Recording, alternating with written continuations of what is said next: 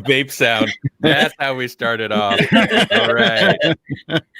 Hey, welcome to Grawlix Nights. It's the Grawlix Podcast live show. I'm Randy. Melanie. And I'm Jesse. We're all here. Woo! We're all here. Woo! How's that even work anymore? Like, I don't know. After it's been almost a month since all three of us have been here, right? Yeah. It's like a reunion special. It is special every time we get together. It is. You know what? Even if it's us every week, it's a reunion every week. Yeah. Big show. Got a big show. That's what people say with. Yeah, you have to say that, right? I have, but it was one of those things where there's actually for once a lot of news. That's what we're doing tonight. We're going to talk TV and movie news. I would say entertainment news, but if you Google entertainment news, and I want to say Savannah mentioned this last week, you find nothing but gossip. We're not celebrity gossip for the most part. I mean, unless it's really good, but then it's really juicy. It's actually news. Right. Sort of. No, it's not. But we will talk about it. It's got to be super juicy. All the juice. I also want to say hello, Facebook, Twitch, and YouTube. That's right. All of our 300 something subscribers cannot watch this live, as opposed to not watching it when I schedule it later, like I have been. Yeah. That's exciting. Hey, you know what? It only takes like somebody to listen once, and then before you know it, we have people being like, I look forward to hearing you talk about that every week or something. That's true. It only takes one time, and they're hooked. Right. Yeah. But then it takes a village to raise that one time. That's true. I don't know where I was going with that. No, it. Oh man, it's like they listen one time and then they're hooked, and then it creates a podcast, and then we have a bigger network, and then nobody listens to any of us. All of our listeners, listen, it's a well-documented fact that all of our listeners they end up just creating their own podcasts and doing that instead. That's fine. Hey, we're like conduits. Right. we're a gateway podcast. We're a gateway podcast. I like that. Now, interestingly, I can't see our number of viewers this time. I'm seeing 3 on Facebook, but that's just me and 2 other people. And can I comment on Paul's comment? Oh, I'm not seeing any comments. Please do. Oh, well, he commented when did Melanie become the optimist? And I just want to say I am always kind of an optimist because I'm an idealist, even though I try not to be. I'm like, everything could be great if we could just do this or that. That probably will never happen. But I keep trying, Right. So that's kind of optimism, sort of. I wonder why I can't see comments. It's probably because I left and come back. I am a pessimistic optimist. You're not the host anymore, are you? I must not be. So are you like a guest? But you still have all the controls, right? I have the controls. What's up? No. Well, anyway, let's jump into this.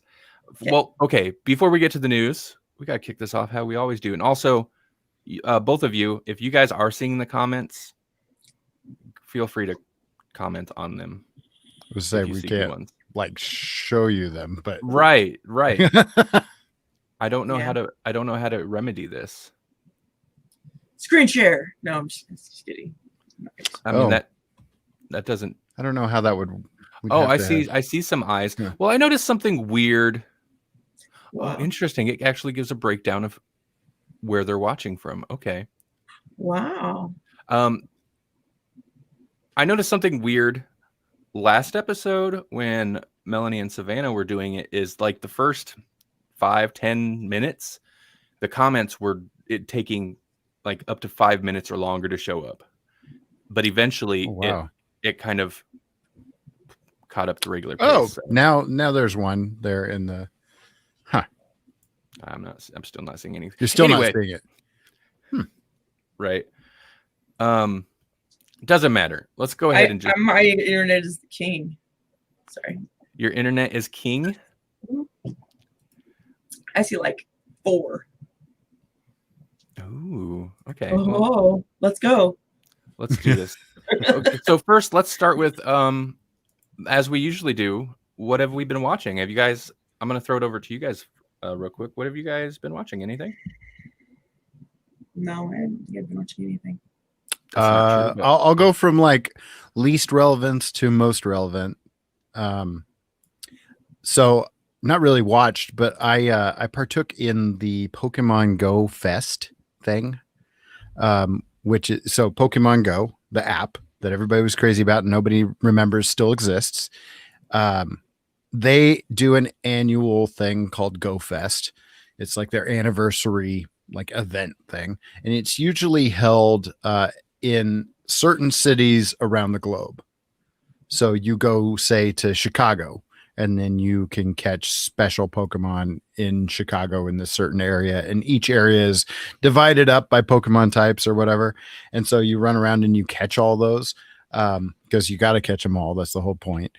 Anyways, because of the pandemic. Yeah. Because of the pandemic, they don't want people to go to one specific location and really group together in close proximity and spread a virus, I guess. Right. So what they did this year was they decided to make it a global thing. So you could do it wherever you are. And rather than walk to different locations, it was by hour. So the first hour you would catch water type Pokemon, and then the next hour you would catch fire type, just as an example. So internet being internet, there are some people who love this idea, right? Because now everybody can go ahead and do it. And I was like, I'm going to try it because I was never just going to go to Chicago to run around in a park. If I'm going to Chicago, I'm doing some other stuff. But I thought, for this, who knows if they'll ever do it this way again. I'll give it a shot. And so I did. And the internet being the internet, nerds hated it. Like people are just like mad about this thing. Like usually GoFest is like a 1-day event. Because this is global now, they did it as a 2-day event, and they had like some other stuff going on with it. And so it was like a 2-day event for the price of admission. And I thought it was fine. It was fun-ish, it was good enough, it was like a $15 drop. So it was $15 to get your ticket to the event. And, but then that's 2 days worth of stuff, like I've bought a DVD or a Blu-ray, watched it once, and it sat on my shelf. So I've spent that money, less wisely than this in the past. So I thought, I don't have to travel and I can try this. And I thought it was all right. And I thought you got a fairly okay value for it, but nerds be nerds hated it. They're so mad. Like they were like, this is the worst. It was a waste of my money, yada, yada, yada. So not much to do about anything, but it was a thing that I did last weekend. And and it just got me thinking about, the kind of stuff that we talk about and how nerds get mad. And of course they did. Yeah. Not much. Oh man, you said something great. Not much to know that, or not much to do about nothing. Yep. Sorry, I was finishing up the rest of my pages. You're good. Well, Melanie and I know Melanie watched some stuff because Melanie and I, Savannah, hello. I'm late on the comments. This was probably 5 minutes ago she said this. Because Melanie and I finished The Mandalorian. Oh, you finished it. Okay. I loved it. Yeah. I don't think it's perfect. Like the writing is not always great, but I think it's an intentional sacrifice sometimes. So I did not. Okay, so when I talked about it previously, and I knew it was like, you know, much more westerny, samurai movie kind of inspired thing. I didn't realize it is purely a Western samurai genre show. Like, why I say some of the writing's not the greatest is they sacrifice some of it so that they can just all in on the tropes. Each episode is like a different, you've seen it a million times. So I know one of Melanie's complaints is it's predictable, and it is, I agree. But it's predictable because you've seen those stories a million times. Right. There's the story of it's the Seven Samurai or the Magnificent Eight. They've got to defend a small village against bandits. They're all in on these genre tropes that sometimes, like, they didn't really need to be, they didn't have to be. But for me, I'm good with it because I love those tropes. I love those genre tropes. It's so good. It's ridiculous. It's cheesy. The village episode that I mentioned, they even did the thing where they've got to train the villagers how to fight. And like, that's right. Maybe don't try to cram that into a 30-minute episode. Maybe your time frame seems real wonky because it kind of seems like they got there and then maybe the next day they train them to fight, and that night they use that training. But there was supposed to be weeks that had passed. Right. Anyway, I loved it. The tone, the music was awesome. It invokes that, like, it made me want to watch the Zatoichi TV series because it's got that kind of 70s-ish weekly series, episodic, like adventure or maybe kung fu or something like that. Yeah. Old series, old genre TV show. The production was good. I loved it. It's solid. Super fun. What does Melanie think? I'm sorry. You knew I was going to just vomit about that. Yeah. I liked it. I thought it was okay. Like I said, it's predictable, which I don't, it's not the greatest for me, but it wasn't bad at all. Really, I guess. I don't know. There's some stuff with already characters like coming back and then I don't know. Does this have Ronda Rousey in it? Is that who that lady is? I don't think so. You mean the blacksmith? No, the bounty hunter lady. Oh, what was she in? She was in something, obviously. That's helpful. I want to find out who it is. Gina Carrano. Yeah. Same but different. Like tough tough lady, tough woman. Except she could act, and I would submit that Ronda Rousey's not very good at it. So. Well, see, that was the thing. I was thinking it was Ronda Rousey, and I'm sure if I looked at pictures of both of them, they don't look the same. But you know what? They could both beat me up easily, so it's fine. And I'm like, oh, this is why people say she can't act. But I was thinking the wrong lady. I was not super fond of her acting. Fortunately, she didn't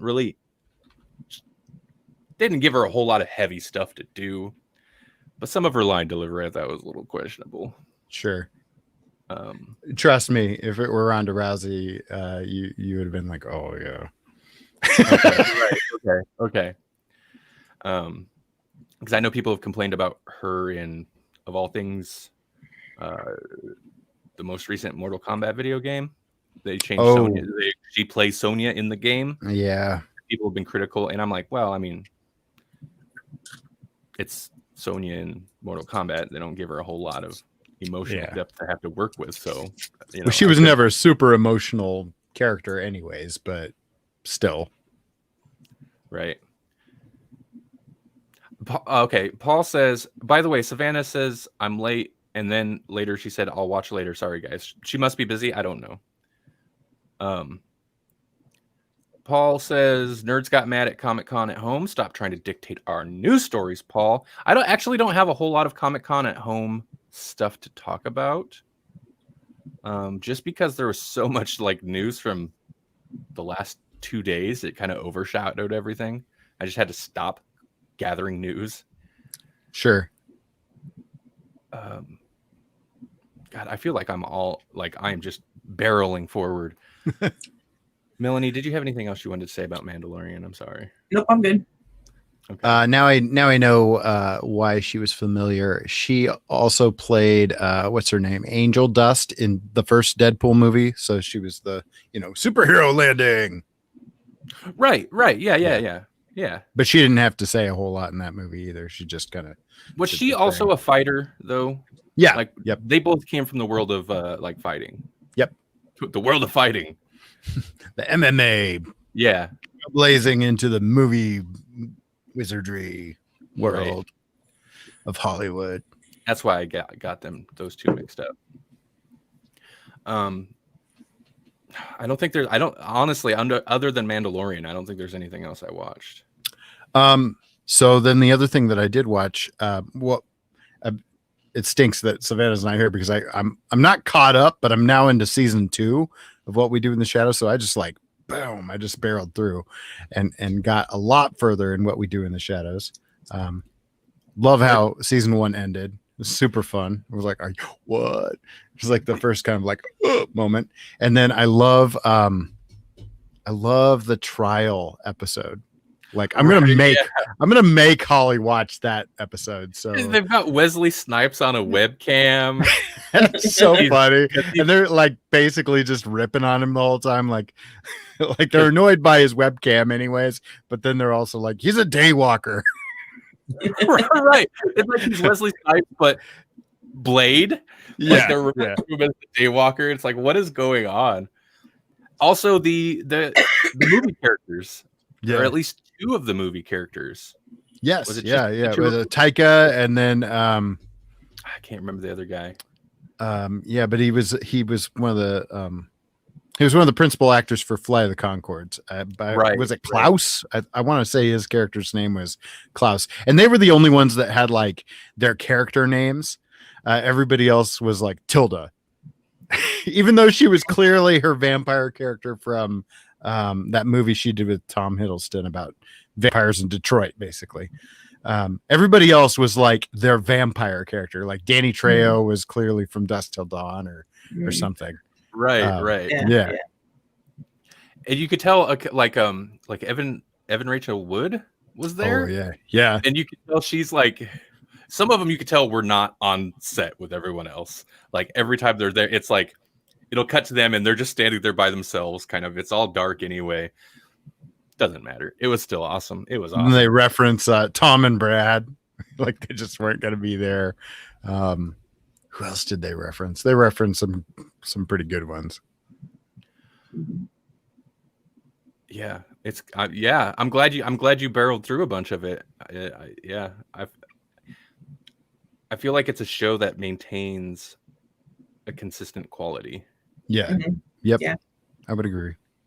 And then I think I mentioned this to you guys in the chat, but I got not caught up, but I watched Dr. Sleep, and I watched it on HBO Max, and I have a little bit of a beef because of how HBO Max handled this.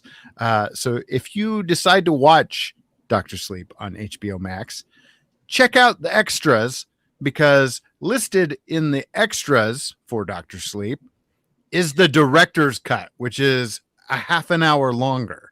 So, if you're going to spend 2.5 hours and you're like, what's another 30 minutes? Go ahead and watch that version, because I didn't discover this until after I'd watched the 2 hour and 30-minute version.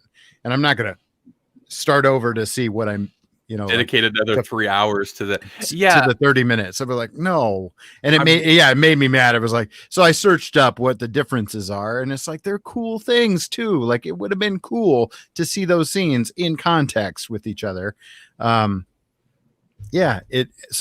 if you have HBO Max, I liked it and I would recommend it. And we can get into that again, but I think we've talked about it in the past. You guys talked about it when you guys saw it. But I did a back-to-back. So I watched The Shining Oh, because I knew I wanted to watch this and I wanted it to be kind of fresh so that I could be able to compare it. And then I went in and watched Dr. Sleep, and usually I regret that decision. Like when we watched The Crow way back when City of Angels came out, like we watched The Crow because we knew City of Angels was coming out, and then we went to City of Angels, and it made it 7 times worse. It was already a bad movie, but when you compare it to the original Crow, because you just saw it, man, so bad. But it was actually more fun because you could catch more Easter eggs. You could see more specific stuff. You could see, I mean, if you're a cinephile that already knows all this stuff about The Shining because you've watched it dozens of times, you probably would notice it anyway. But for me, I think I've seen The Shining once or twice. And one of those versions was the Rob Lowe version. So rewatching this was beneficial. Real quick, I want to say, Paul, so this comment just popped up for me, Paul. My comments are super behind. So if you have something relevant, like you expect it to pop up 6 minutes after the fact. But Randall, what about that big reveal at the end? ? I don't know what you're talking about. Probably Mandalorian? Yeah, I think so. Must be. What was the big reveal at the end? I mean, if you guys remember it, that's a spoiler, but is there a big reveal? It's been a minute since I've seen it. So is it something that ties into like Star Wars lore? Because if it is, I didn't catch it. Yeah. Doesn't matter. We'll find out in 6 minutes. So Stay tuned, right. Folks. Stay tuned. This is great. This is great television podcasting. So how was The Shining and Dr. Sleep back to back? It was First pretty off, good. It was pretty good. I got to comment on the HBO thing. Why would they put the director's cut in the extras for the actual thing? List it as its own entry. Put it right next to it. Make sure it's always like right next to it. Or like give you the option of when you, I mean, this would involve more work on their system, I'm sure. But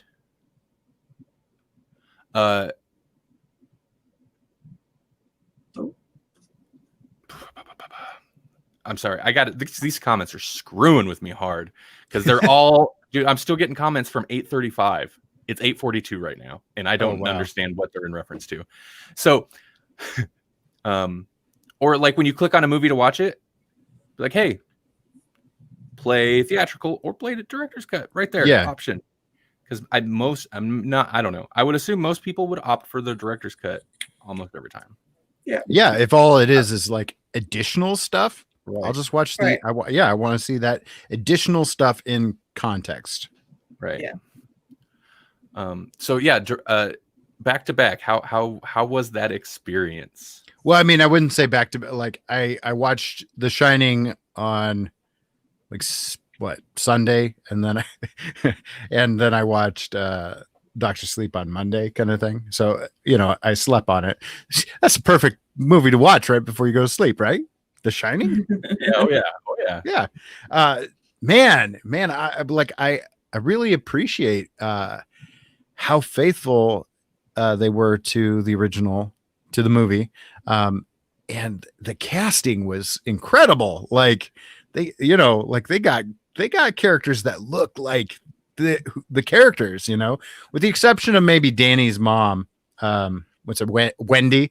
Like Wendy didn't quite look like Wendy from The Shining, but I feel like it didn't matter. Maybe she came in, or it's somebody that the director knew, because he seems to like to work with the same people over and over, because he cast Elliot. That's his name to me, Elliot from E.T. as Jack. Oh, yeah. Which I didn't realize. So they did something with his face. I'm sure Melanie did. She always recognizes that guy. I never recognize him. But I feel like she was somebody who maybe they came in and they're like, okay, I don't know, it doesn't really look the part. And then she did the voice, and they're like, okay, because she didn't look the part, but she was definitely doing the voice. My only criticism of that is it seemed like an impression versus like, sure, yeah, whatever. Well, even the Halloran character was a little bit of an impression, but like, I like him. I love the Halloran inclusion because So it was really well done. That actor just invoked it. And the set. So yeah, the set of the Shining, you know, minor spoilers for Dr. Sleep, but the end of the movie, there's a lot of, you know, they're in the Shining hotel, the Overlook or whatever, a lot. Mm-hmm. The set, if I recall right, is pretty spot on. Yeah. Yeah, it looked really good. The only thing I wondered was like it felt like a little more claustrophobic. Right. Not as open. Yeah. Smaller. But I mean, at the same time, it kind of added to the feel. And it also makes you, I mean, like there's a bunch of conjecture here, but it's like when you're a kid, everything looks bigger, right? So we're seeing all of this through Danny Torrance's eyes. You know, when you're a little kid and you're walking down those halls or riding your bike down those halls are going to look bigger. That's very interesting. Yeah, no, that's a good point. Yeah. I almost wonder if that's somewhat intentional. I don't know. Otherwise, you know, also the Overlook being what it is, you know, like it's been dead for years kind of thing. And it's like, so maybe it's shrunk in on itself. I don't know. Right. You can just conjecture the heck out of this movie, but I had a lot of fun with it. I don't know, you know, like it's not a perfect movie by any means. And it definitely is not on the same level as The Shining, but boy, it was a fun way to return to that world. Yeah. Mm-hmm. Yeah. Okay. Well, I could continue talking about Dr. Sleep, but Sure. We probably shouldn't, I guess. Anything else before we move into the news? We have a lot of news. Nope. Go to the news. That's all I got. And again, if anybody's commenting, I'm sorry, it's not popping up a whole lot. Although I'm looking on Facebook and it doesn't look like we're getting a whole lot of comments. So, okay. All right. There's a lot of movie news. And like I said, some of this stuff did come out of Comic-Con at home, but I did initially, when I started gathering together my stories, I was like, well, Comic-Con happened. And I know people were kind of unhappy about it, as Paul alluded to, about nerds being angry about it. I don't know why, but that's the thing. I don't know why. I was going to look into it and thought maybe we could talk about that. I got more relevant news or more interesting news. So first up, let's just talk about movies in general. Universal and AMC, remember they had a little bit of a lovers quarrel, a little bit of a spat a while back about Trolls World Tour. Mm-hmm. Oh, that's right. Yeah. Well, they made up. They kissed and made up, and they will crunch the theatrical. They didn't window. Just make up, man. They crunched. They came to an agreement, and they will shorten the theatrical window to 17 days, with the option to then do premium video on demand afterwards. Because the initial thing was they released Trolls World Tour on video on demand. And the theaters were kind of like, what? You're not making good on your like release in theaters, and then you wait and release on home video later. And they said they would never show another Universal movie. Right. Well, they made up, and so according to Deadline.com, apparently the deal is, let's see. Universal and Focus Features will play at AMC theaters for a 17-day exclusive theatrical window. After that time, Universal has the option to make such titles available on PVOD.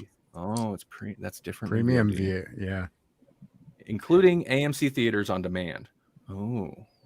So you sound like you know a little bit more about this than I do, Jesse. No, I feel like it went from like, we're never going to do this again to like, I wonder how much of a share AMC gets of those VOD services. Like, I wonder if they get like profit sharing or something, but I don't think any of that is really being reported, but it makes me wonder. I'm just going to throw you guys that conspiracy theory. Let you guys chew on that. Thanks. Backroom deals. It's Hollywood, man. And they're all reptiles. They're all reptiles, except for the aliens, which are also reptiles. I feel like that's coming up in the news list too. I'm excited. So does AMC get a cut of then the VOD? I don't know. That's what I'm speculating about. It is. Yeah. See, it was like it's more than they made up. So here's how I read this. The movie studio or Universal's like, fine, how about this? We'll give you a cut of the VOD. We're not gonna cut you out. Right. Yep. Freaking middleman. So commenting on the agreement, Adam Aaron, who is the AMC CEO, Adam Aaron, I'm sorry, I'm probably saying that wrong, said, quote, AMC enthusiastically embraces this new industry model, both because we are participating in the entirety of the economics of the new structure and because premium video on demand creates the added potential for increased movie studio profitability, which should in turn lead to the greenlighting of more theatrical movies. But mostly because we get a cut of the VOD. We get a cut of the VOD. That's what it's really about. It's not about the industry. Are you kidding me? They don't care about the industry. They were ready to file for bankruptcy. Okay. Good for them. I don't know why. I like movie theaters. I don't know why I'm so anti-theaters in all I these even stories. like AMC theaters. Generally, they're spacious and you can see a lot of movies in them. But like something about it. But okay, good. I'm glad. But I don't know if I'll go to a lot of AMC theaters after this pandemic because they did not handle it well. Mm-mm. I'll give my money to Alamo or someplace like that. You could go to perhaps an IMAX movie theater. Yeah. Oh, that feels like a segue. Because IMAX. Okay, this is kind of a double story. It's Tenet, which has been the big movie, the big like theaters are coming back. Tenet. It's coming out. Okay, we're gonna delay it. It's coming out. We're gonna delay it. So I've got a couple Tenet things. It's like been like the poster child of like the movie system as it is dealing with COVID. So I like this headline. It's kind of amusing. This is from Deadline.com. IMAX workers' early Tenet review. Oh my God, I forgot how great it was to be in a movie, CEO relays. So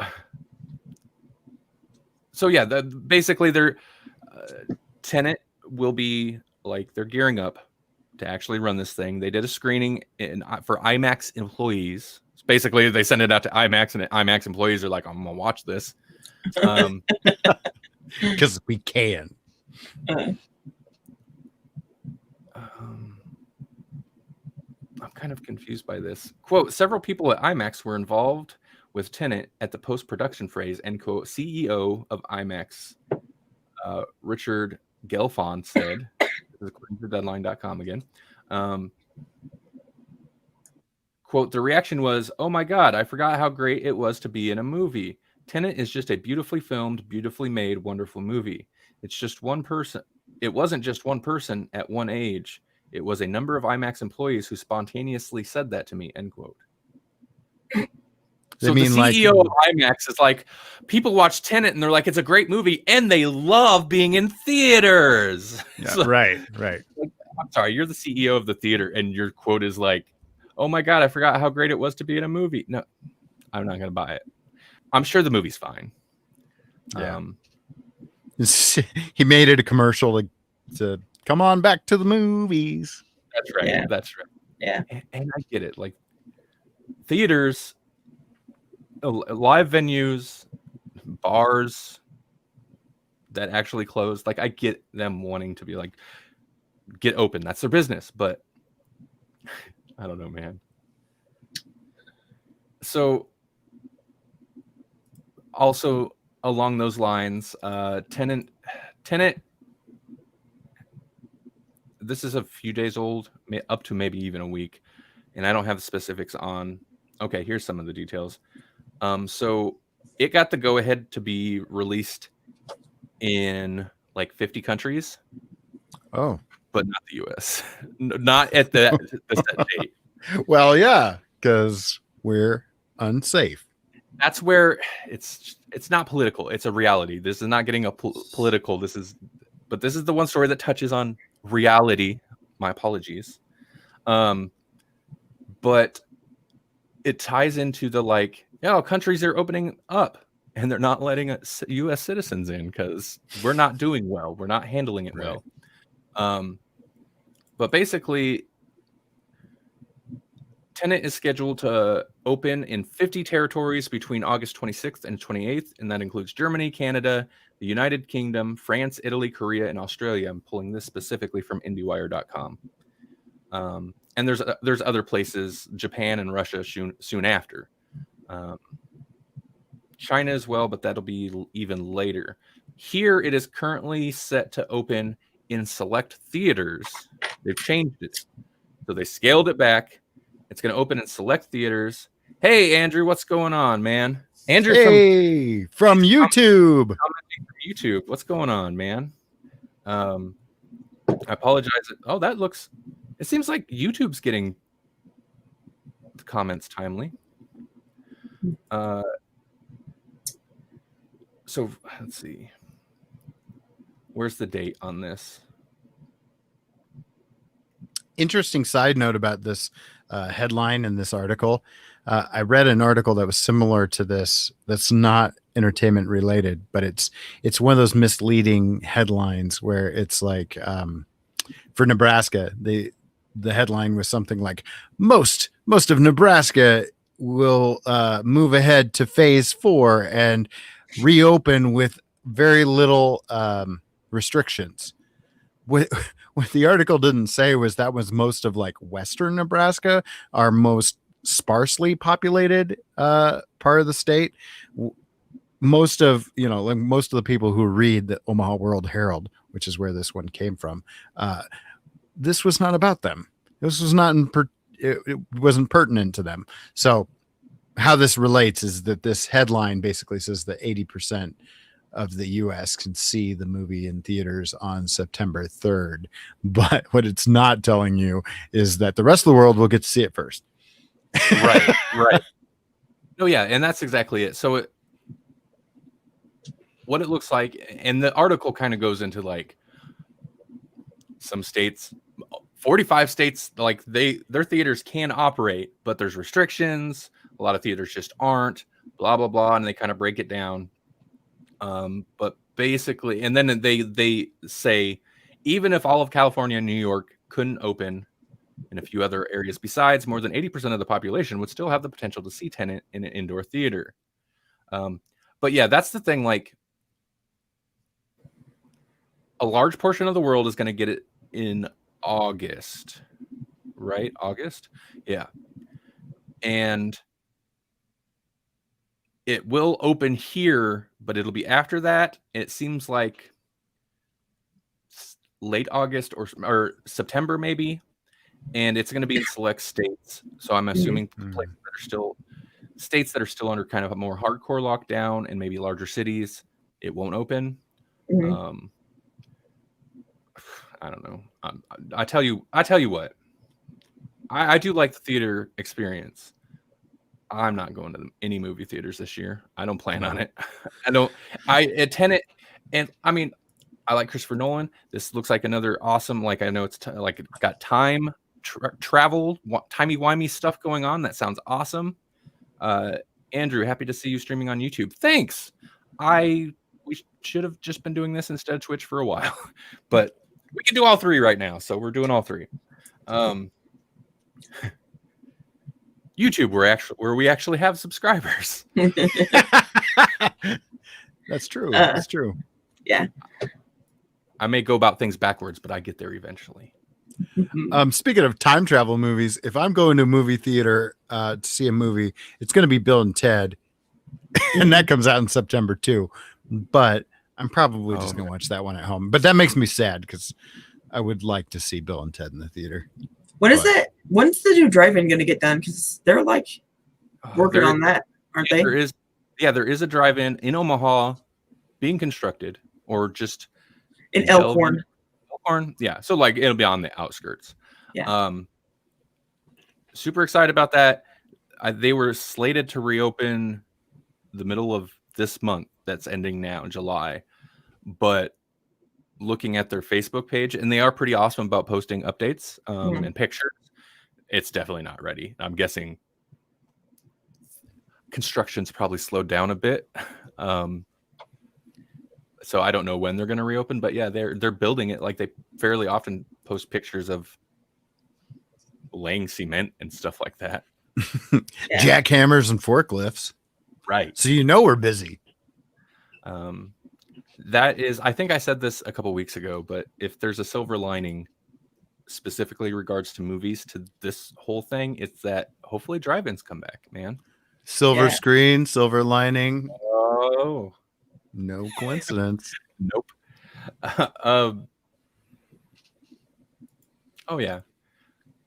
I'm so all over the place.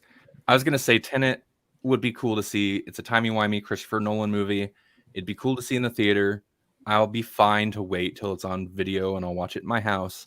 But I do recall seeing Inception in the theater, and it was fantastic. Like, for sure. The sound. He's good at like interesting stories as well as spectacle. Oh, and yeah, the sound of Inception, and that's definitely an area where because I used to have awesome home theater setups, but I live in apartments. I've been living in apartments for a while, so I just don't even bother. Well, I don't know, because in an IMAX, there's really not that many seats, is there?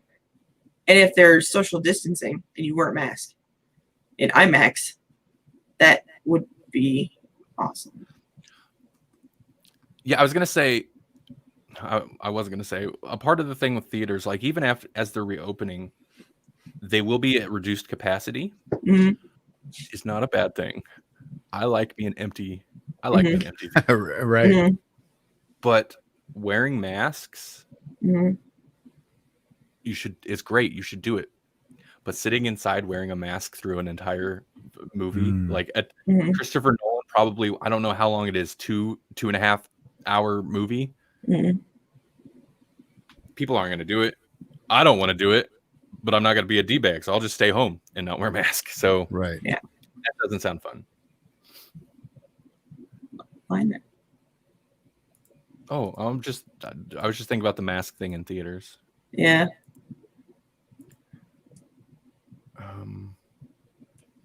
Okay, we're finally through all that.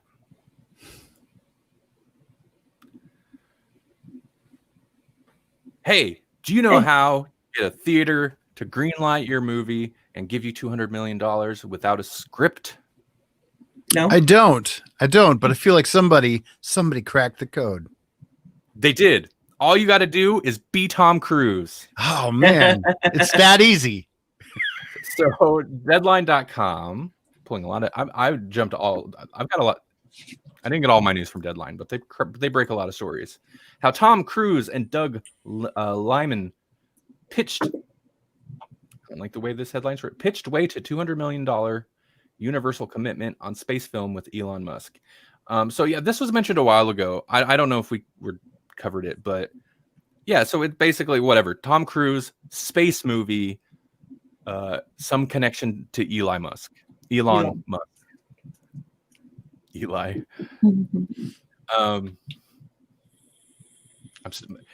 Elon still waiting on that fragrance line. The Musk. Man. Elon Musk. You'll really want to put some space between everyone. I don't know where that joke was going. The fragrance that will put space between you and other people. Yep. There we go.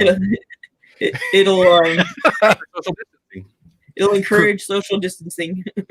Create some space with Elon Musk. SpaceX and SpaceXL for when you need that extra space. Anyway, the whole thing is basically a triple X for that extra Musk. I couldn't help myself. So yeah, there's not really much to this story, as you might imagine, because there's no script, so there's not really much to talk about. But basically, Deadline ran, and this was like May when the news of the movie deal broke.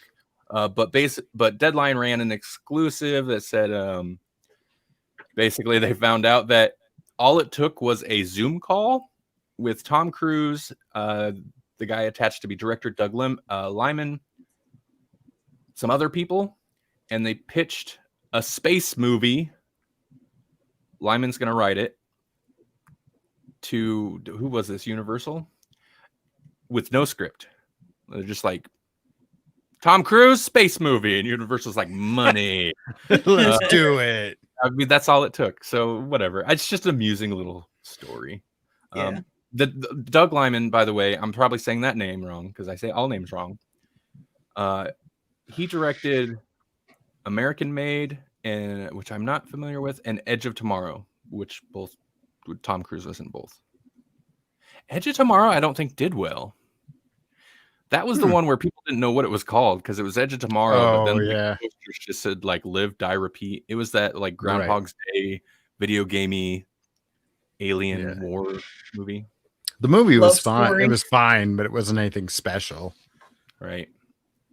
What'd you say, Melanie? I said, and a love story because it's America. So. And it's Tom Cruise. So there was a news story that I seen just the other day, where apparently like the two leads in that weren't even supposed to kiss, but then like I don't remember her name, but the actress felt it was felt it was the right thing to do, that her character would want to do that or something, and that made the kiss happen. It's like I don't know if I believe that, because it did seem like it's such a love story. Not a great love story, but it's a decent movie. It's because the aliens are cool. And they had mech suits. Mechs and aliens, that's all we need. Oh, did we talk about that one mecha alien? No, not yet. And not alien, but okay. Do we want to? We can jump over there. Sure, why not?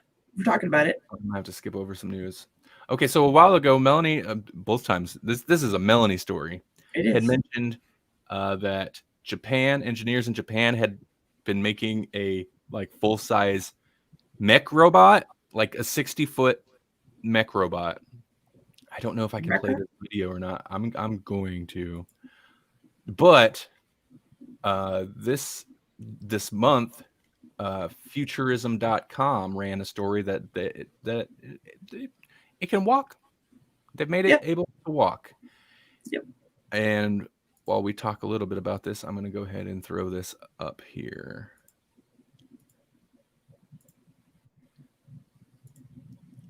It's such an absurd thing to do. It is. You know, why? It is absurd, and like it's so unnecessary unless they really are gonna like do something with it. Yeah, Giant Gundam. This is not good for audio listeners, I realize. I'm sorry. But this is sped up too. So it's going slow. I didn't realize it was sped up, yeah. But you're right. So we're watching the video of this robot moving as it takes its first. It can open its hip piece. It's taking its first steps, its baby steps. That's wow.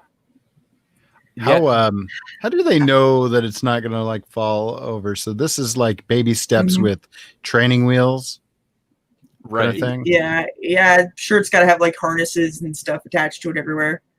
I mean, because if you had like a 60-foot infant, you wouldn't be like, "Oh yeah, that's okay. Just go ahead and try to walk in the city." Yeah, and you know that thing is expensive. They can't just let it topple over and fall apart. Oh right, man, 60 foot. Yeah, face plant. Ooh, how much? God, I wonder how much that weighs. Even that's like a metal building falling. It's insane. They gotta like charge people to come and like watch it or something. Like it'll come and walk through your, auditorium or something. I don't know, because how else are they gonna? What justifies building a 60-foot robot? To what end other than like we can. We can. Yeah, it is so slow, and you're right. That footage is even like sped up, almost time lapse style.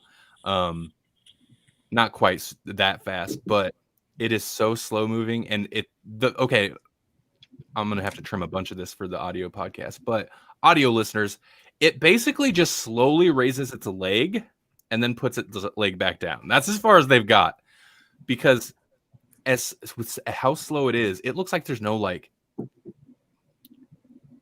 there's no balance stabilization going on there. It's just attached to this like building that it's up against, or the scaffolding.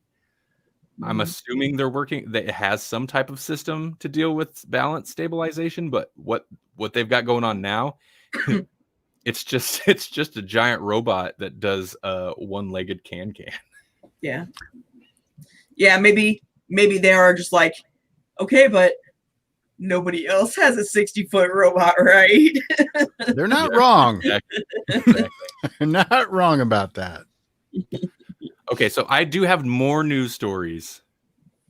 By the way, yeah, Melanie mentioned that a couple weeks ago. I'm glad you brought it up. Huh? I do have more news stories that we'll get to after this next segment, but I got to get to this segment. We got a new segment. It's not new, but this is exciting, guys. Can you feel that excitement? Get excited. Paul, are you there? I hope you're there. This is for you. I knew this is I when I was like, what would Paul want in this show? What would Paul want more of? All right, you ready? Uh-huh. Got to kick the segment off right.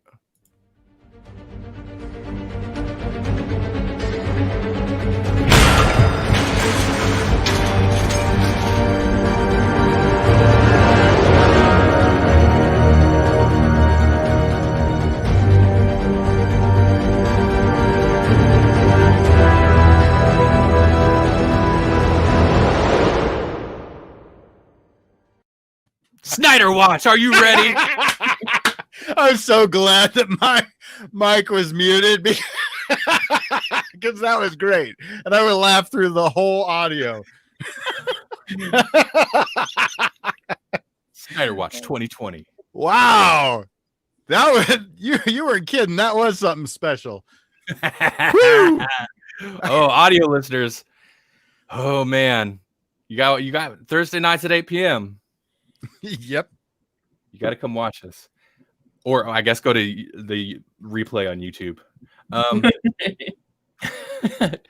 So I showed that to Melanie yesterday and she laughed. And then she's like, it's not good. Like, what?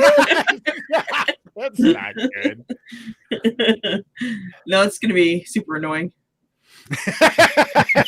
And I'm like, what, is that annoying or is the subject annoying? All of the above.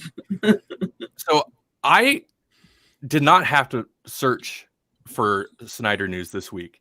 This popped up on my phone like days ago, and I was like, this is the first story I gathered for this week's show. And I've got a few stories because Comic-Con. Actually, not Comic-Con, because DC at the same time as Comic-Con did their own thing. DC-Con. I don't know what it was called. So TBD Con. Yeah. All right. So the headline to this is they actually changed it, but Zack Snyder released a Snyder Cut Superman scene to wind up fans. But it's Justice League Black Superman suit footage. Yeah. So whatever. Like during their like Zoom conference thing, they played a clip. Or it was kind of a teaser for the Justice League Snyder Cut. Oh, Paul, I see that. Facebook has an emoji middle finger? That is amazing. That's the best news I've heard all day. Okay. And, whatever. It's got the scene that it's basically got the clip that I remember seeing in the original trailers. But I don't think the original trailers showed the black suit Superman. I was going to say Spider-Man. Black suit Spider-Man is pretty cool too. Yeah, that's it. That's the story. You see, that's the story. That's not the whole story. I've got more. There's more that came out of this, but this initial part, yeah. Whatever. We've seen pictures. It's cool enough. He has a very strange smirk, a very strange smile in there. He's like, I got paid Witcher money for this. Tossed a coin.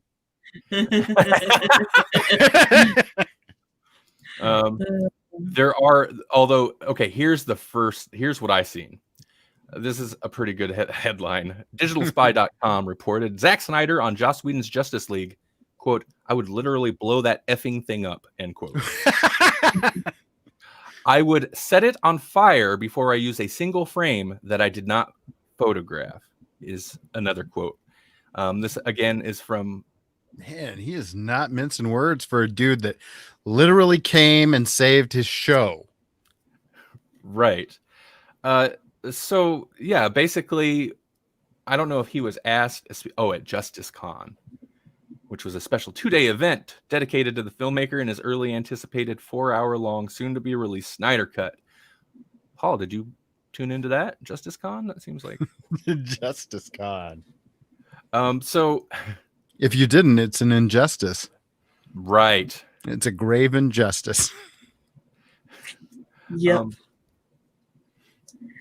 Man, he really did, like... He did not... Sense like it feels like some revisionist history here, man. Like you had like one of the worst possible things that can happen to a human being, and Joss Whedon swooped in and helped finish your movie. Yeah. Maybe I'm misremembering. Because I know that's the story of how things went down. He had a horrible tragedy in his family and he left the movie. However, I distinctly remember news stories before that things were not going well and that there was talk that he was going to get booted off the movie and they were going to replace him. And suddenly there was this personal tragedy and that became the reason. I remember rumors or whatever's before the tragedy, or maybe the tragedy happened and like the specifics hadn't got out, just like the what as opposed to the why. But I feel like he was on his way out before that happened. And that was like once that happened, that was the obvious, like, well, but maybe I'm wrong. I'm getting a little conspiracy. That does track a little bit. I do remember that vaguely, like there was some rumblings. I love these quotes. Now I don't know if somebody might have asked him, but if they're asked like if it was going to have any of the reshot footage, like, because who knows like what they've got in the can. And man, quote, I would set it on fire before I use a single frame I did not photograph. That is a effing hard fact. I would literally blow that effing thing up. Yeah, man. So yeah, some feelings about it. A few. Oh, and then the other thing is that Snyder's Justice League remaster involves restoring IMAX aspect ratio. Speaking of IMAX, so yeah, apparently it was originally filmed with the large 143:1. That's so close to just like, no wonder some of that, because some of the like very rough like black suit Superman clips I'd seen were not normal letterbox ratio. They look more like old TV ratio. It's because it was originally shot in a more square ratio for IMAX, which is much taller than the standard theater screen. Yeah, basically they're going to restore that, and I'm assuming show it in IMAX also. Paul has a good point here.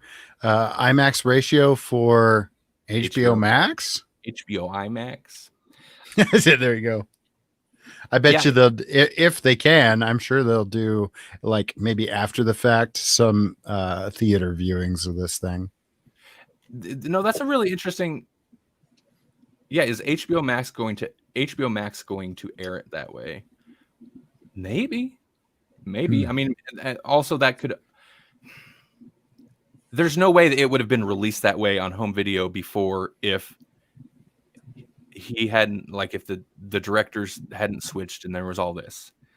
But maybe now that it's in whatever state it's in, that's another way he can differentiate it from the theatrical cut. I don't know.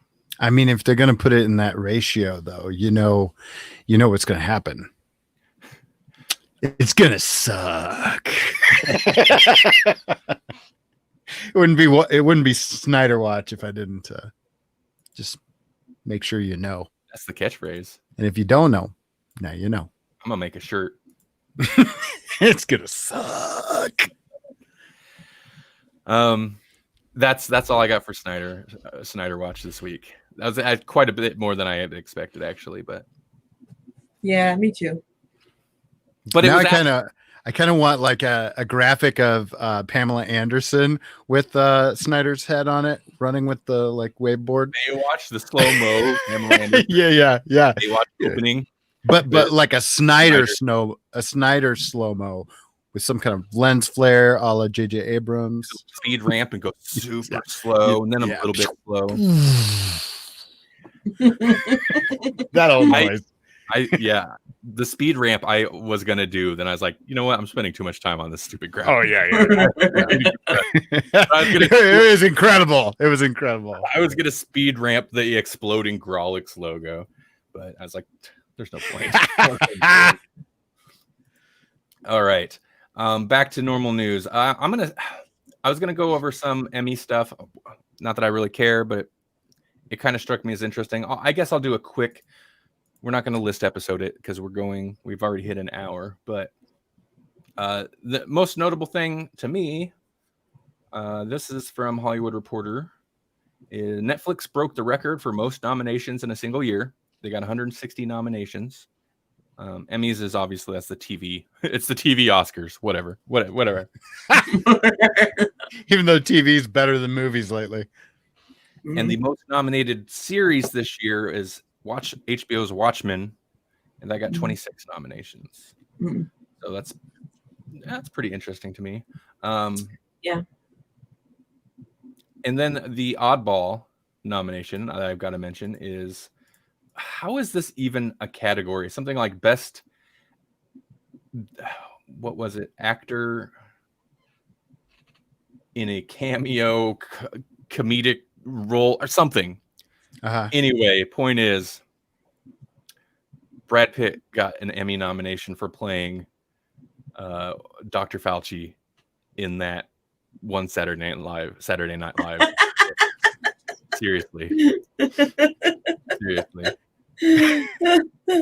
Dr. Anthony Fauci. You know, like in pro wrestling, you know what we call this? We call this burying new young hungry talent. That's what it's called. Like when Brad Pitt just swoops in out of nowhere, does a SNL spot, and then steals an Emmy from somebody else. That's called burying the young talent. Yeah, I it's weird. It doesn't. I find it weird that they even have that's a category like. That you could be on an SNL skit and win an Emmy for it. There's actually a lot of Emmys, you know, and then there's the local Emmys and whatnot. So they're just handing out Emmys. So of course, Dr. Anthony Fauci, people asked him what he thought of this. And also from Hollywood Reporter quoted him as saying, quote, "I don't get distracted by that. I really have to focus like a laser beam on the things that I'm responsible for." But he did say it's somewhat, it doesn't go to my head. It's somewhat surrealistic. I think it's interesting and a little bit strange. So, you know, man,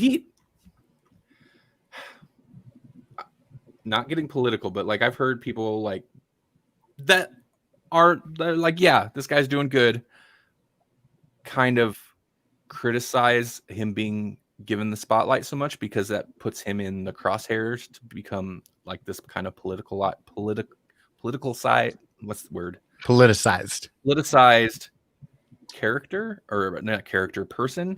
But it's just like, well, he's a scientist. He should be doing his job. Yeah. We don't have to get into it, but whatever. Context. I totally get it. Right. That said, like, and he is definitely between a rock and a hard place. That dude knows how to handle his stuff. Like, he knows how to keep it. I mean, when you're staring down deadly infectious diseases and that's your job, like it's your job. Yeah. Well, he works for the White House, cool. And yet constantly gets criticism from the president and his own White House, but also like is respected by a lot of people. He's so good at not saying the wrong thing. Yeah. He's very careful. I couldn't do it. But even oh, go ahead. It is kind of a little bit political, sort of. Like, it's the way that politicians talk, because somebody asked him once if Donald Trump was the cause of some of these problems, and he's like, well, that's the question, isn't it? That was his answer. And I'm like, yeah, that's not an answer. That's true. And I would, and I agree. I don't like the political speak to where it's like just avoiding the answer that is really in there. Well, let me answer that question by asking you a question. But in his situation, it's basically like he has very little positive he could potentially ever say about the people who are essentially employing him. Yeah. In fact, most things he has to say contradicts what they would say. Mm-hmm. And he's been very good about not necessarily misleading the truth, still kind of putting that out there, but also like not openly criticizing, making them angry. Yeah. Right. It's kind of amazing. It is. Especially because people fly left and right away from the current administration. They like drop like flies. I like Paul's comment here. He says he is the perfect example of a lower paid employee always getting pooped on by the higher ups. Right. And he'll get questions where it's like, it's obvious. The obvious answer will make his higher ups upset. And he still manages to, like, not even in a weaselly way, but like just straight line. Mm-hmm. Anyway, that got a little political, but not really. I mean, I think we played it a little bit more center field than we usually do.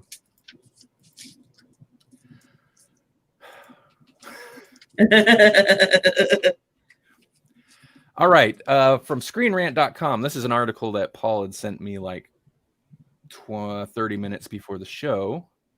And it's something I would have overlooked because I'm not a super Lord of the Rings guy, but Sauron, Galadriel, and Elrond confirmed for Lord of the Rings TV show. They weren't busy being elves and all?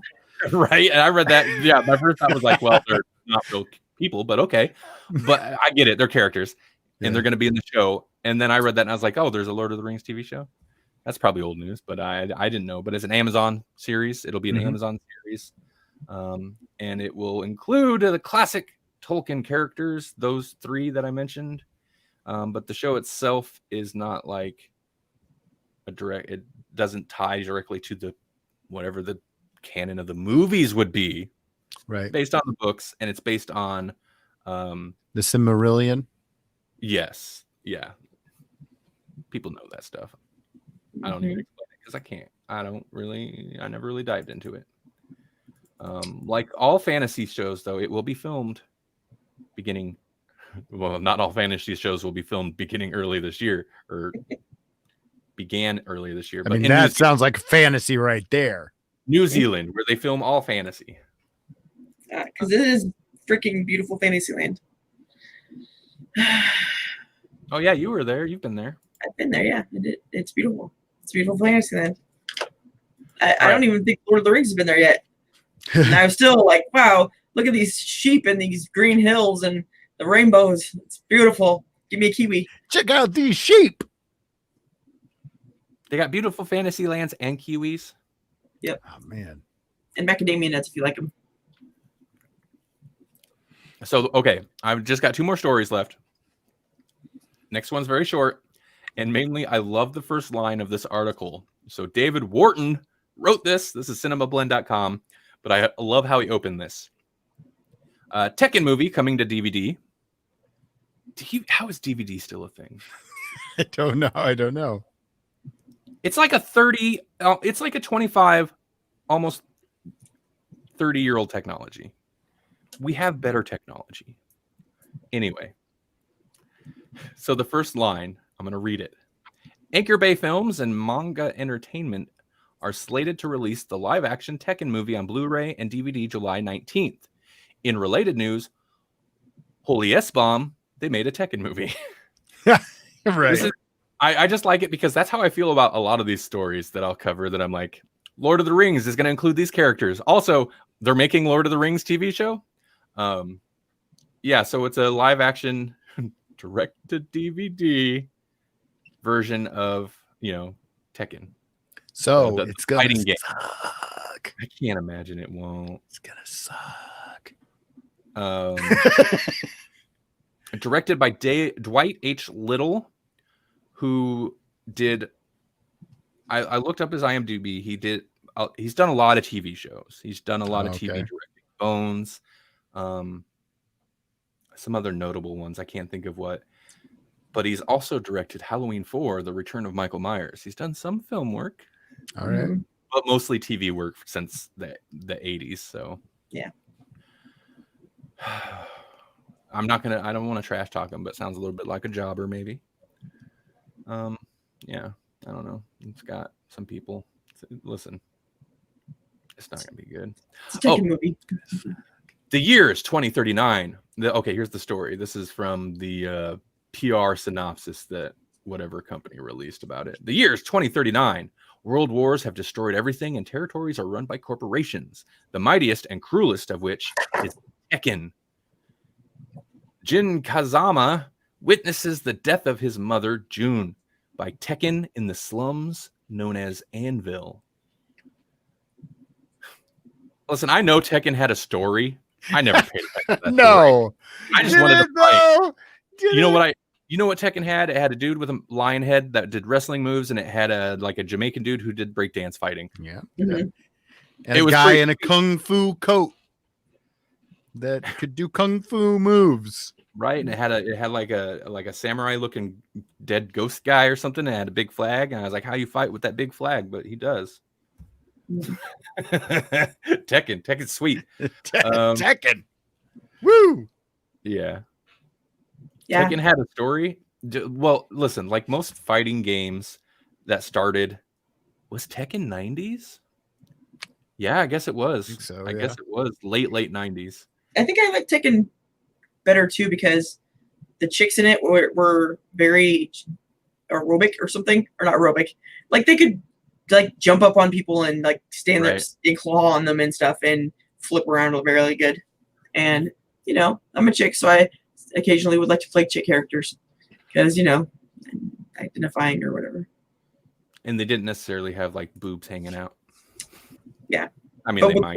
Was one of them a little girl? Yes, I think so. Yeah, that's I like that too because kids are creepy. Yeah, I mean, in terms of the older games, like Tekken was an earlier 3D fighting game, but it was it had good speed. It didn't feel clunky like maybe Virtual Fighter or some of the older ones. And it was also a game that I remember. It actually makes me a little mad. It was one of those games where non-players and noobs could pick up and just because you could button mash your way. I would sit there and I don't remember, it was Tekken 2 or 3, and I'd practice the combos because they also had big combos, and I'd practice it. And then somebody would grab the remote, never plays, somebody like Melanie, and would stomp me by button mashing, and I'm like, this game sucks. But it was also great. It was okay. Anyway, I remember Tekken was one of the first games that allowed you to do kind of a lateral movement, and that would just mess up your, because everybody was used to basically, side scrolling, almost platform style, 2D fighting style. And then now you can sidestep stuff, and it just threw people off that weren't used to it. And Tekken though was good about it in that it felt fast and responsive, because some of the earlier ones, there's like Battle Arena Toshinden, Virtual Fighter, even like Mortal Kombat went that way eventually. It was clunky to like sidestep. Yeah. But Tekken, everything like was pretty fast, and also, yeah, the characters were kind of outlandish. It was very memorable, but it stuck around. I think they're up to Tekken 6, maybe 5 or 6.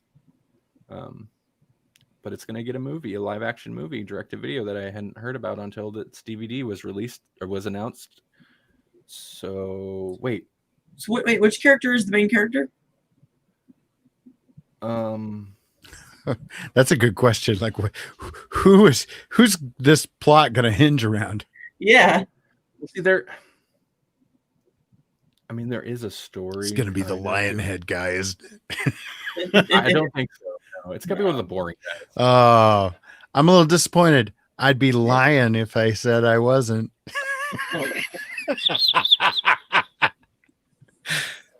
When did it say this was going to be released? When was this article from?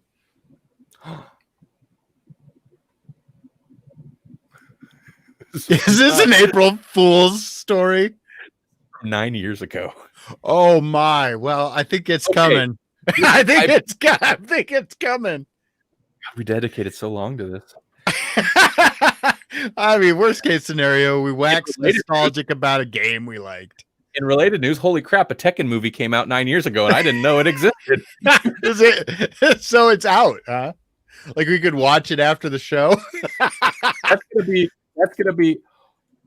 When you looked up his IMDb page, did I see Tekken listed 1,000 times? Did it show the Tekken movie that was out?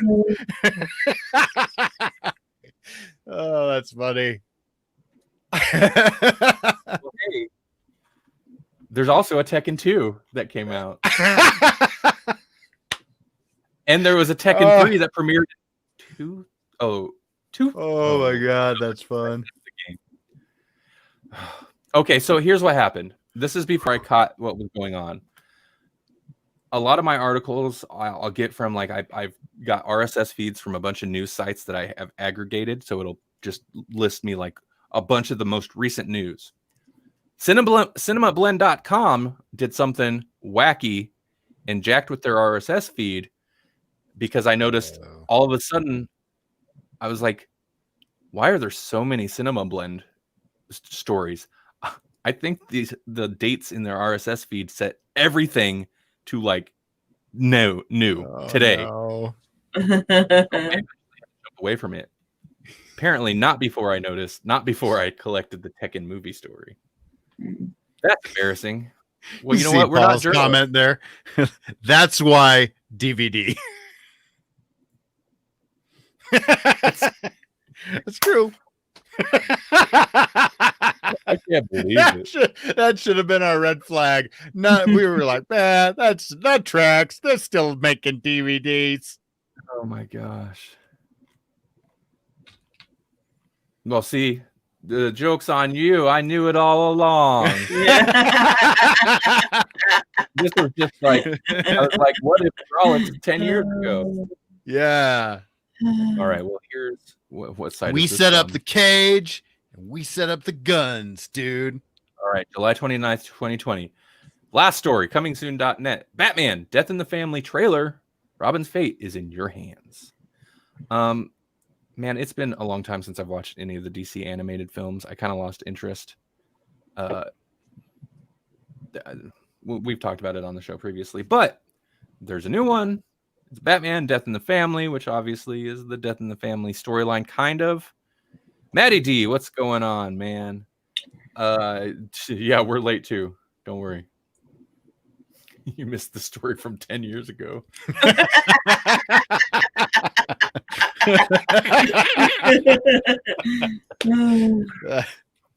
I never claimed this to be journalism. We reacted to the news. We didn't say it was new news. No, we reacted all the news. Next week we reacted only. I am stories. Not a crook.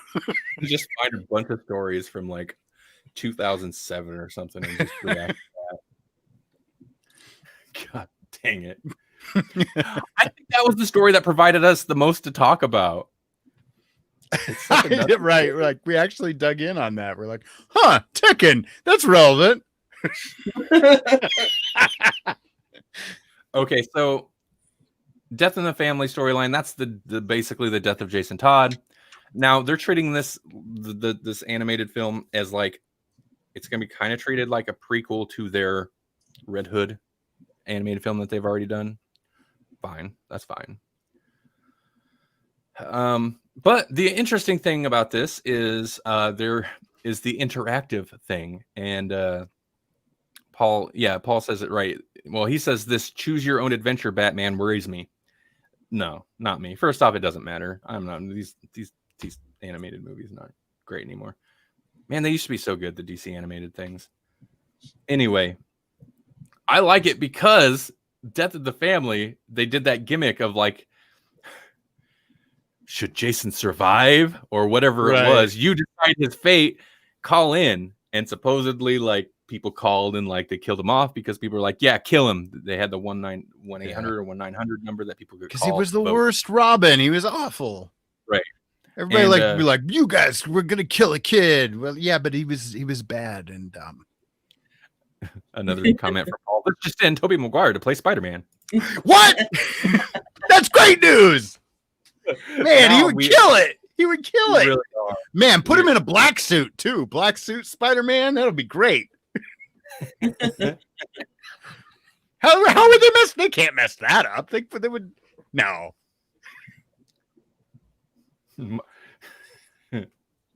Brandon Ralph to play Superman. Whoa, that's an odd choice. I'm into it. Let's try. This is going to be the best Superman ever. It's going to kickstart a whole new series of Superman. You mean they're gonna ignore 3 and 4? That's a great idea. Let's do it.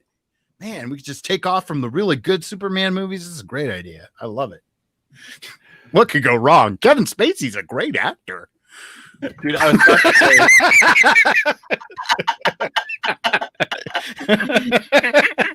about to say, Kevin Spacey, Bryan Singer. What could go wrong? What could go? Oh God, this is the darkest timeline. It is. Cosby to star in Ghost Dad. Melanie shared a thing with me. I know this is total sidetracking. Melanie, what was that thing you shared with me? It was Doctor Who for the Universal. Was it Universal? Oh, yeah. For the movie, whatever. Whoever. Paramount. Okay, this is from. She sent me an article from Factinate.com. 50 wibbly wobbly timey wimey facts about Doctor Who, and one of the ones that stuck out, blew my mind. Yeah. Was apparently when Paramount Pictures considered making a Doctor Who movie, their first choice for the Doctor was Michael Jackson. Their backup for the role was Bill Cosby. Oh God! Oh no! Oh my God! And on the one hand, they would have beat BBC to a Black Doctor. Oh, I don't know when this was, but if they were considering Michael Jackson and Bill Cosby, it was a while ago. You're right. George Lucas has announced a Star Wars prequel series. And anticipation is through the roof. Who's going to play Vader? Who's this Darth Maul? He looks like a great villain. He's going to be around. They could build several films around him.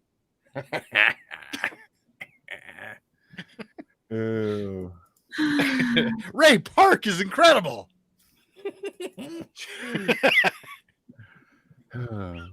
Now I just want to react to old news.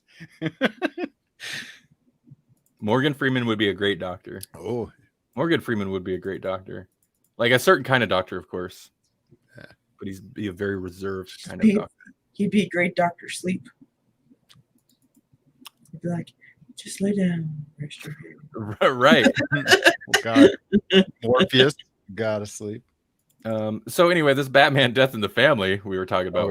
Yeah, that. Now, okay, so it's going to be things that are like based on properties that are decades old. Yeah, exactly. It's and like Jar Jar planned Binks it. It's like a is the segue. bomb. What? Jar Jar Binks is going to be the bomb in the movie. Oh yeah, they need more alien races in Star Wars, really. So wait, I just need Paul's comment. The doctor likes custard and jelly babies, not pudding pops and roofies. Oh no! oh, The Jello.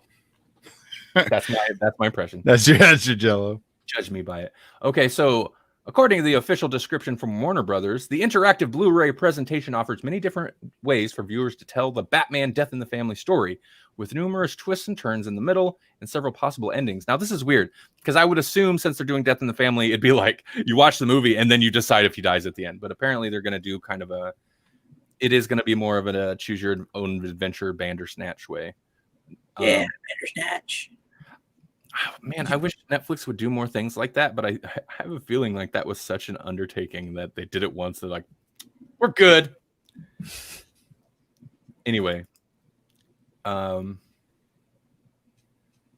written, directed, and produced, directed, and written by Brandon Vetti.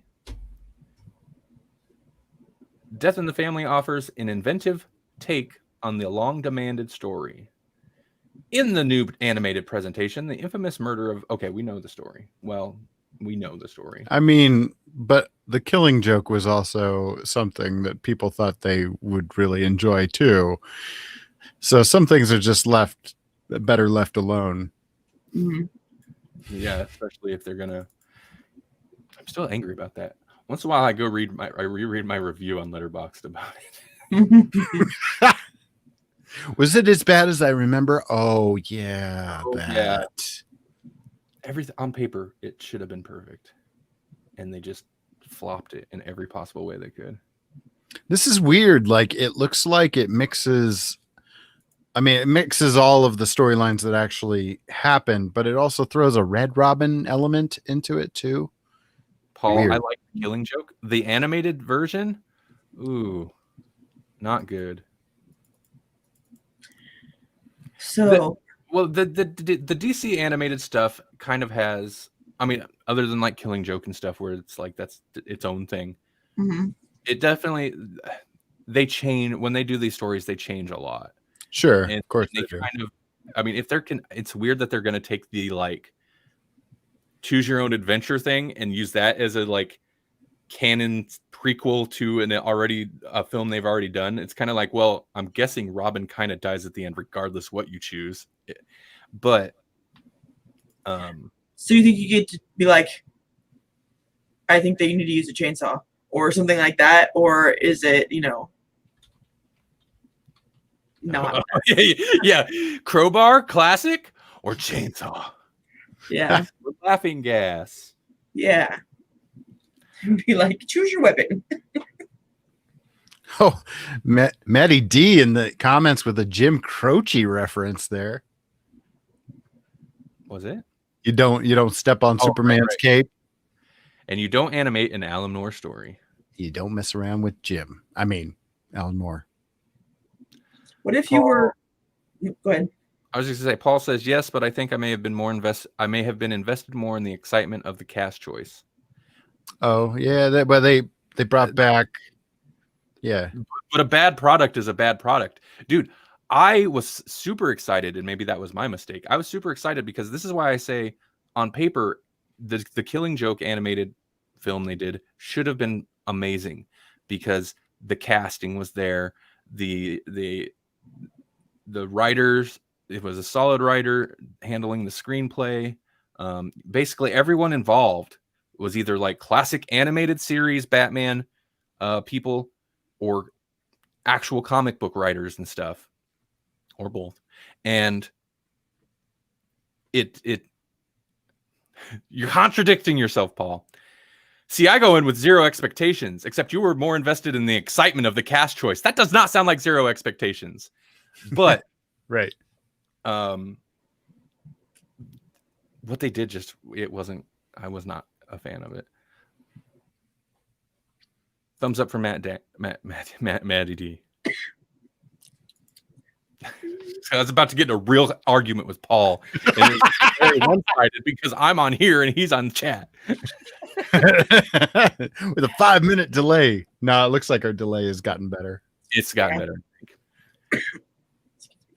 Anything else? Anything else, guys? I mean, no. News-wise, you mean? Or just about? Just anything. I have something to be amazed by. Okay. If you want, you can take a second and breathe. Use your lungs. And... Sorry. Yeah, give me a second. Okay. Oh, I think I unmuted. Oh no. Okay, they mute themselves. All right. Sorry about that. No, it's okay. I did want to say real quick. Yes.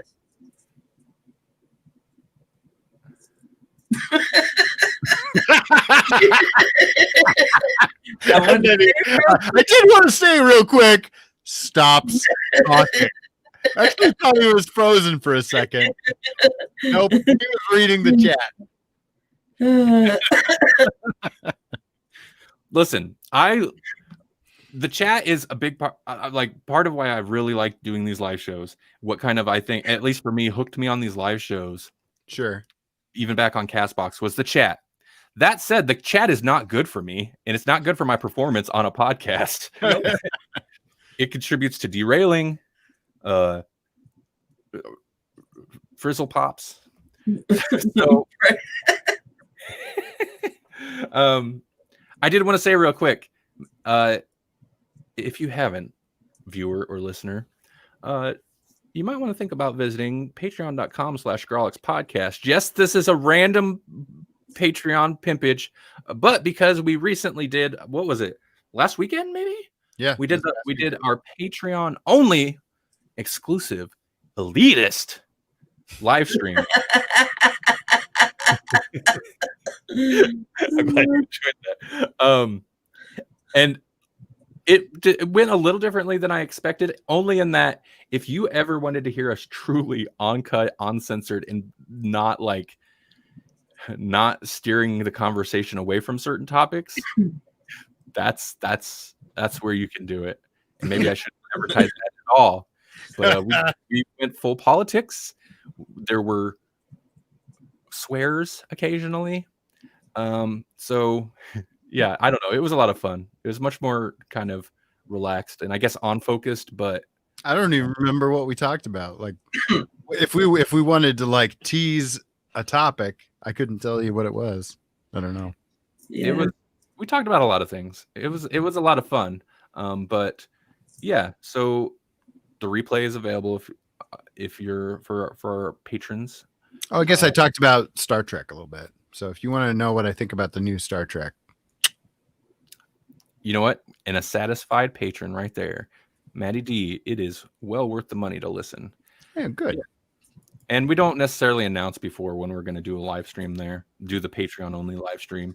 Because we don't know. Exactly. So if you don't get I know Matt was disappointed that he didn't get notified that we were doing it till long after we did it. And he was disappointed he didn't get to join in live. But yeah, I mean, it's kind of our bad. We're not great about heads up because we're just kind of winging those.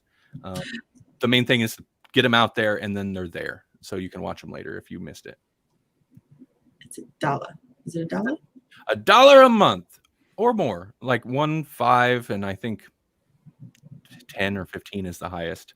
But yeah, $1, at least $1, and you're a patron and get access to the pre-shows and the live streams. And the main thing with the live stream is since we're doing live shows weekly now, we don't really do the pre-shows. Right. So this is hey, let's just do another live stream to make up for the pre-shows. And if you do happen to catch us live, maybe I'll throw you a link to join us in the StreamYard. Maybe. Yeah. I'll be there. And you were there. Yeah. Are we Like good? a Michael Jackson Doctor Who. Melanie, I'll be there. Yeah, I was saying he he wouldn't even need the TARDIS because he could just morph into his own spaceship and From Moonwalker, take right? himself anywhere. He transforms into a car. Do you think that's that is such an exact pick? So you could tell what was popular. You know who the kids like? They like that weird Michael Jackson guy. He can turn into cars and he can moonwalk real good. I bet he'd be great with a sonic screwdriver. Well, he travels to space. Well, Michael Jackson makes lots of money. Moonwalk. Yep. Yeah. They did a space movie for him from them Epcot Center. I need to research that more, man. I want to know everything because I've never heard of this potential movie that almost was. Mm-hmm. And if he's not available, there's always room for Jello. Yeah, I mean that was definitely would have had to be. That was definitely an 80s. Yeah, before Michael Jackson and his like reputation got real weird in the 90s. Who appeals to families and kids at the same time? Right. And oh man, gosh, the world. Hey Melanie. Hey Randall. What should we be amazed about? Today we're going to be amazed about technology because yesterday or the day before, in the mail, I received from Wish. Oh boy. A keyring flash drive that I paid like $3 or $4 for, maybe $2 even. I don't know, somewhere in that range, between $2 and $4 for 2 terabytes of storage. 2 freaking terabytes on a keychain for $4. That is insanity to me. Like, doesn't even seem that long ago, Randy. I was like, "Oh, I got you a terabyte for $100. It's so exciting!" Yeah. And it was huge. And this is, oh man, it's going so fast. Oh, and they're gonna make a quantum internet. Apparently, they're like, "Yep, start building it. Start working on it. Figure it out. Figure it out." Can you imagine the deep state and the dark web and the quantum in the quantum realm? Oh my God! Yeah. Melanie was over yesterday, and was that yesterday? Yeah, I think so. We were talking about the quantum internet thing. Probably. And I was trying to like wrap my mind around like, well, what does that even mean? How does that it work? It means you'll have the dankest Elon Musk memes across all universes. The most advanced technology the world has ever seen. For propaganda and Elon Musk. For memes. The dankest memes. Yeah, you can have a terabyte in your pocket now. Yeah. The terabyte thing is pretty impressive. In your pocket. That's crazy. I am amazed by that. Yeah, I know. Because I got it and I was like, whoa, really? So I had to plug it in and check. And it's 1.9 terabytes. Now I warned Melanie. I don't think she looked like. Have you looked into it? Looked on the drive anymore? No, I didn't. I just plugged it in to see how much. I was like, flash drive off Wish. You better check that for like unwanted software. But no, I'm not gonna say it. They say you could have a China virus. The Chinese virus. I did it. Is that where Rona came from? Who knows? I've never heard of it. Never heard where that came from. So, but yeah. So then our quantum, my bewilderment at the whole quantum everything, turned into teleporting, and I am sticking to it. Teleportation. If they figure it out, I ain't doing it because it's not teleportation. It's the prestige. They're going to clone you. They're going to murder you. They are going to disintegrate you on a molecular level and then take some other molecules and make a clone of you. It's not you. You're dead. Or that's my or you'll be pretty fly for a white guy. But no, but that's not how it is. It's because of quantum entanglement. So it's weird. It's some weird thing that they can do. You know, don't you like look into science and some of the weird stuff that happens with the quantum entanglement stuff? It's just it doesn't make any sense. But there's a way that you can do it that you really. The only way I could be convinced if they can half teleport somebody, which sounds horrific, but if they can teleport like the top half and tell the top half, all right, wiggle your toes or kick your foot, and then elsewhere the bottom half does the thing, maybe I'll be a bit more convinced. And then if they can put them together after that, I'm more convinced. Until that point, I don't think they're the same being. Maddie D says, my friend came across her old iPod Nano, which had 16 megabytes of music from like 10 years ago, and it still works. So yeah, technology is amazing. It's pretty amazing. And those things were like that big. But not a nano. Nanos were like that, but still. Like now that terabyte thing is like. Or is it you from another dimension, but without a beard? It's like the opposite of Mirror Mirror universe from Star Trek. I mean, if there's another dimension, like, I'm definitely going there because I don't think it's an evil Randy that's going to come out of that side. I think it's probably the good Randy is going to end up here. Like, you never think that it's going to be a evil Randy. You never think that's what's going to happen. But you guys aren't the bad guys usually the ones like with beards? No. No. Why would you say such a thing? What? I mean, if this is the darkest timeline, we are all the evil versions of it. It's true, yeah. And I think we're all agreed it is. That's probably true. Yeah, there's a much better. Paul says, yeah, well, my 8-track player still works too. So, yeah, but how many songs can that 8-track player hold? 1. And are they any good? Jim Croce. I'm sure you can get him on 8-track. Welcome to Croce Cast. Matty D. Yes, that's why I'm sporting a Van Dyke. I should sometime, like, it's getting out of control, trim it into like a obvious evil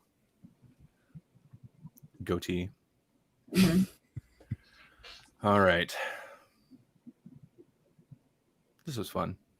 This was fun. We laughed a lot. It was good. That's a comment I usually reserve for after the stream. It's either this was fun or that felt like a mess. And sometimes it's both. Sometimes it's like, it was a mess, but that was fun.